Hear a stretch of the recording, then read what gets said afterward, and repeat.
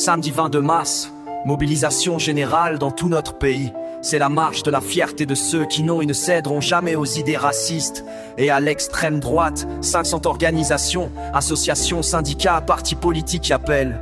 Mais cette manifestation n'appartient à aucun d'entre nous. Elle est à vous, vous femmes et hommes, qui allez faire la démonstration de votre conviction et de la force en France du refus du racisme et des solutions de l'extrême droite. Renseignez-vous pour savoir où a lieu la manifestation la plus proche de l'endroit où vous vous trouvez.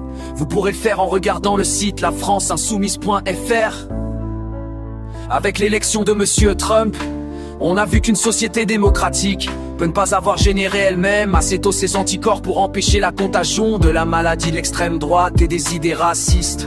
C'est pourquoi il faut maintenant dire stop, car voyez-vous, la situation se dégrade. Nous en sommes, pour beaucoup d'entre nous, tellement conscients et tellement inquiets. Ce sont les saluts nazis dans des facs, dans la rue, des courses-poursuites où on tabasse des gens en fonction de leur couleur de peau ou de leur religion supposée, ici et là par des commandos d'extrême droite. C'est l'incendie de la mosquée dans le Loir et ce sont les tags, les injures, les menaces de mort multipliées. Et le mauvais exemple est souvent venu de haut ainsi, quand le Premier ministre a parlé d'un sentiment de submersion migratoire. Enfin, un Français sur 4 a un grand-père ou une grand-mère étranger. Est-ce que c'est nous qui vous donnons ce type de sentiment? Qu'est-ce que ça veut dire?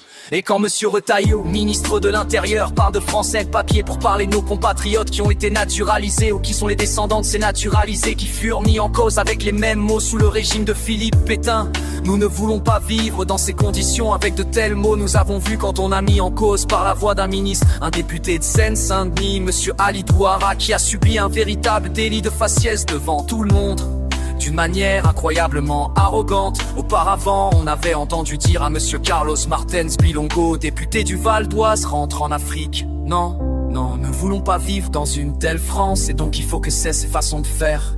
Et c'est à quoi veut pousser la manifestation, la marche du 22 mars.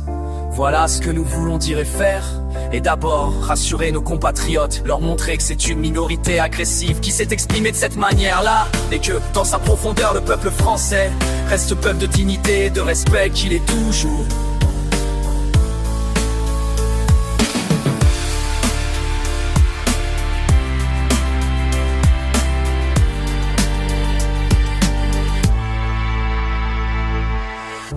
Samedi 22 mars, il faut la rue dans la marche. Il va de notre dignité personnelle et de notre honneur individuel.